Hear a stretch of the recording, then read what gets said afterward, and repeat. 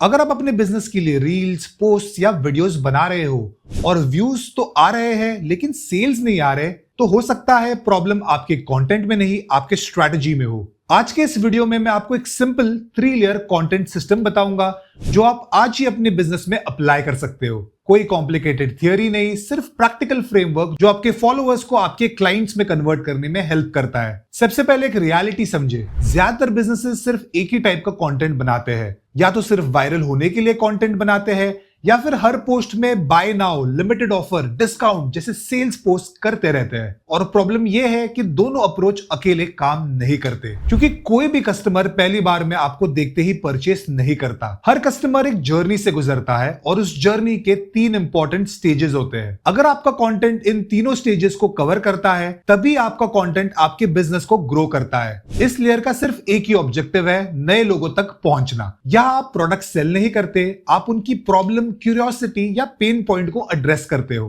Trending topics, relatable situations, common mistakes, myths या strong hooks. Example, अगर आप एक फिटनेस कोच हो तो आपका अटेंशन कंटेंट हो सकता है 5 मिस्टेक्स जो लोग वेट लॉस करते वक्त रोज करते हैं। इस पोस्ट में आपने कुछ भी सेल नहीं किया, सिर्फ अटेंशन अर्न किया, और इस लेयर का गोल यही है। अब जब लोग आपको देख चुके हैं, उनके माइंड में एक क्वेश्चन आता है, क्या ये बंदा सच में एक्सपर्ट है? तो यहां आप अपनी नॉलेज और क्रेडिबिलिटी दिखाते हो। Behind the scenes, how to videos, case studies, tips, myth busting.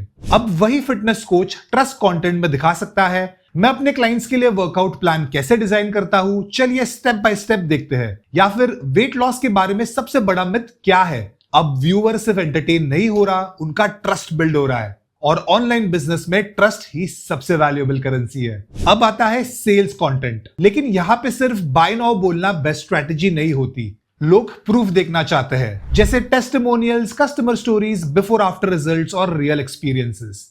अब सेल्स कंटेंट में वही फिटनेस कोच दिखा सकता है, ये मेरे क्लाइंट का 90 डे ट्रांसफॉर्मेशन है, देखिए उन्होंने 12 किलो कैसे लूज किया। या फिर क्लाइंट्स के टेस्टिमोनियल्स भी शेयर कर सकते हो।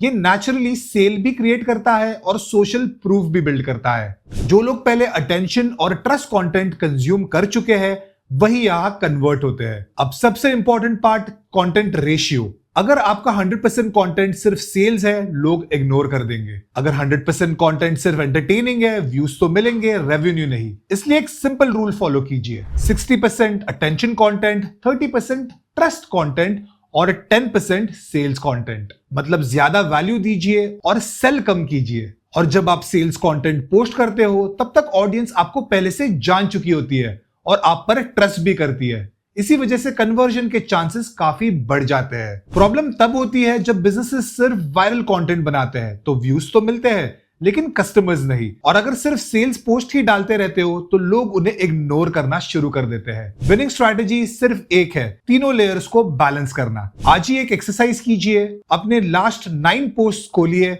और हर पोस्ट को इन 3 कैटेगरीज में डिवाइड कीजिए, अटेंशन, ट्रस्ट या सेल्स। आपको तुरंत पता चल जाएगा कि आप किस लेयर को इग्नोर कर रहे हो। मेरे एक्सपीरियंस में ज्यादातर बिजनेसेस के पास अटेंशन और सेल्स कंटेंट होता है, लेकिन ट्रस्ट कंटेंट ऑलमोस्ट मिसिंग होता है, और वही मिसिंग पीस कन्वर्जन्स को रोक देता है। बस इतना सा ये सिस्टम है, ना कोई एक्सपेंसिव टूल, ना कोई कॉम्प्लिकेटेड फनल।